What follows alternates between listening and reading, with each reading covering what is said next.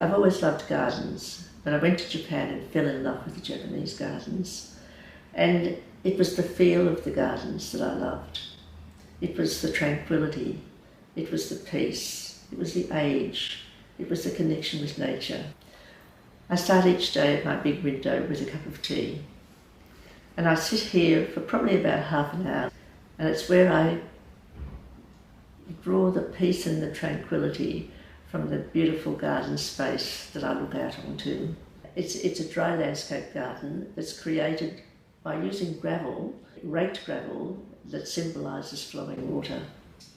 But it has a practical function as well, because I am in a flame zone and I slope away to the west, and I'm very, very exposed to severe bushfires.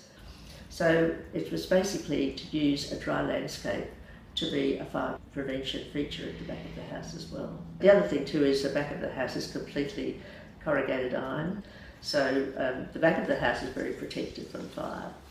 So we're sitting on top of now a 10,000 litre water tank that's under the house, and I have a fire pump and I have a fire hose, and I know how to use them. Water not managed well can do a lot of damage.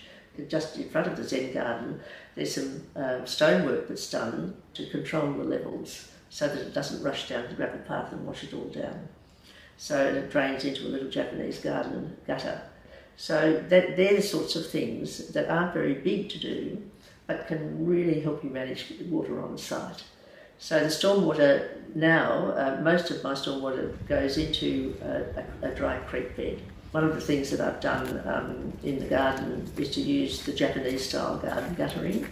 And one of the things I loved about the Japanese gardens is you go into a garden, and because they recycle so much material, you'd find many of their different garden gutters were made out of different things. Some would be brick, some would be bits of slate, and some would be different things. The creek is works really well functionally, where it slows the stormwater down and it doesn't allow it to go on the neighbour's property or to do any damage to the environment. But it's also a wonderful central aesthetic spine in the garden. How does it slow the water down? There are two Reln trenches, R-E-L-N trenches. That's the brand name of them. And they're probably 3 metres long. They're quite significant infrastructure. They're designed to slow water down. They fill up and they slow water down and eventually release it. But they also release it into the surrounding soil, which is good in terms of water retention on the block. But they're very, very, very important for the proper functioning of the creek. In this part of the dry creek bed, deep down there's the second of the Reln trenches. So again, they have the function of slowing the water down. But it looks quite beautiful when the water's just flowing and trickling over there and trickling over there. So I get some little waterfalls in here as well, which is lovely. The main thing is that you place your rocks strategically where the water is going to flow. So in my dry creek bed, I've got very big rocks and then smaller rocks.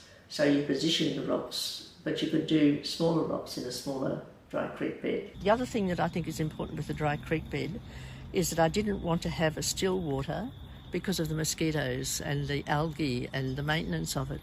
So with the dry creek bed, it's much, much easier to maintain than having still water. My garden has two areas. There's an area where all of the practical things are, my clothesline, my knitted vegetable garden. And then there's an area that you walk through a little Japanese garden gate. I call it moving from the profane to the sacred.